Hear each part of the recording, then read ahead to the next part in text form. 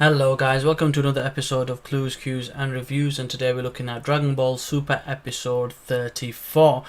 An interesting chapter full of revelations. Interesting for me because I read the monthly manga as well, which will hopefully be coming out in the next week or so we'll do a review to see the differences. But we get to go into a territory that nobody really knows about what's going on, so every episode is exciting. I'm going to be interested to see what happens. But without further ado, let's get into the review.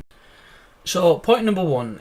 The aftermath of the battle with Goku and Frost. So Goku is down, he's out of the ring, Frost was being declared champion. For once in my life I've actually seen Chi-Chi care about Goku, where she's actually upset. She runs to him, she's crying, she's checking up on him, she thought he died. Frost gets up, shakes Goku's hand, and Goku seems fine. Beerus then goes and gives him a grilling, which then prompts Champa to tease Beerus, and Beerus like, if you work hard, you're completely okay, you're fine. But really inside he's thinking, why the hell did you lose? Why do I have to hear him gloat? So it's an interesting little scene quite there for point number one, which sets up point number two. Piccolo's going in to fight Frost, so that's going to coming up soon. So point number two is Piccolo versus Frost. What's interesting about this is everyone's underestimating him because for some reason they don't expect as much from him, but he got quite strong over time, so it's interesting why they think that way. But in any case, Goku underestimates him, Vegeta underestimates him, Frieza underestimates him, and then he takes his gear off. He goes, why do people keep underestimating me? And he goes and does his thing. Now what's interesting about this battle is as soon as it starts, Piccolo dodges up, goes straight into special beam cannon mode. Vegeta points out, although it's a good move, it does have a fatal weakness, and it's the charge type that he has, because if it charges for a very long time, so to kind of concentrate your ki being the weakness. So because of that, he can't really defend himself in much attacks, which Frieza uses the initiative to throw ki blasts at him, and he's dodging, but eventually a ki gets put through his leg. And it looks like things are getting worse for Piccolo for some reason at this point. I'm just thinking about all the times that he's lost arms and he was fine. But I think being that he's put himself in that position, people are beginning to worry. Frost goes for gold and lands 3 consecutive blows, which looks like Piccolo is down for the count. Or is he? And this sets up point number 3.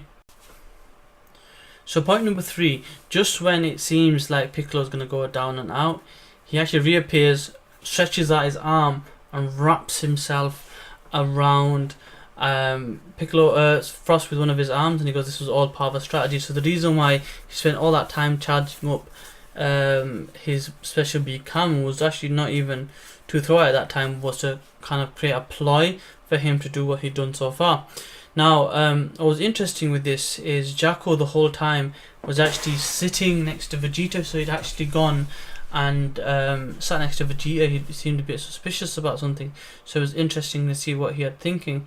So then all of a sudden Frost moves his arm into where his arm is stretched, and then the same thing that happened to Goku actually happens to Piccolo. Piccolo gets dizzy and he gets blasted through the chest and he gets knocked unconscious, and Frost wins, which is crazy because this sets up point number 4. Point number 4 is interesting because Jacko gets up and he goes, I have an objection. Point number 4. So point number 4, Jacko gets up and says he has an objection. He says he noticed something, and that Frost is using a weapon. Now what was funny about this was he goes, my eyes miss nothing, Jacko says, and Champa basically goes, if you're lying, you're gonna get destroyed. And then Jacko's like, oh no, let's leave it then, and he starts strolling back, and then Beerus gets up. He goes, no, I want to find out, do the check now. He goes, I don't care if he dies. And Vegeta goes, look, I don't care if he dies either. And he's proper sweating, and he checks, and it turns out to be a needle in Frost's armor. And basically Frost has been cheating, because even the announcer nearly faints. So Frost gets disqualified and Piccolo is allowed to continue, which sets up point number 5. So when people find out about this objection, they're like, no, he's not bad, he's a really good guy. Even the saying from Universe 6 thinks so as well. He goes, I fought with him, he was on my side, and he's a good guy, and he can't have cheated. But then the truth comes out. Vados even says, I don't know why he's surprised, it's in his nature. He's actually the leader of some space pirates, and he's like an underground mafia where he benefits from war. So he sends people in to cause war, and then he comes out, tries to help them, and buys stuff on the cheap.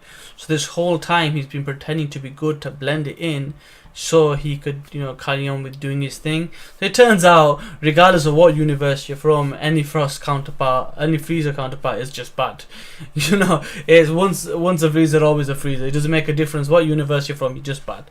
And naturally, Vegeta does not appreciate this, and he wants to step up. So he goes, Piccolo, look, you don't need to cancel anything.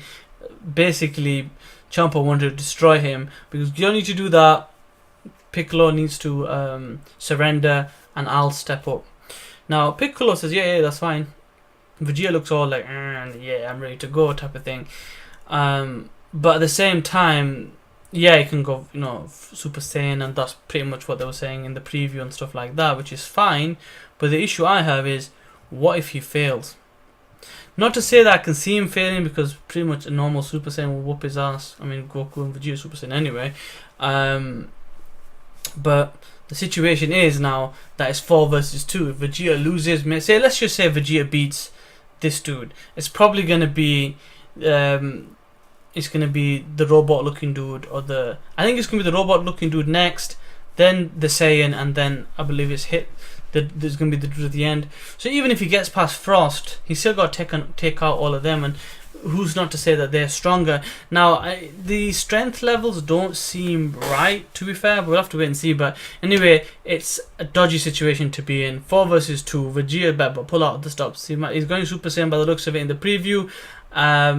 He hasn't gone blue for some reason. We'll have to see that later on. But in any case, an interesting chapter. Once a bad guy, always a bad guy, regardless of your galaxy.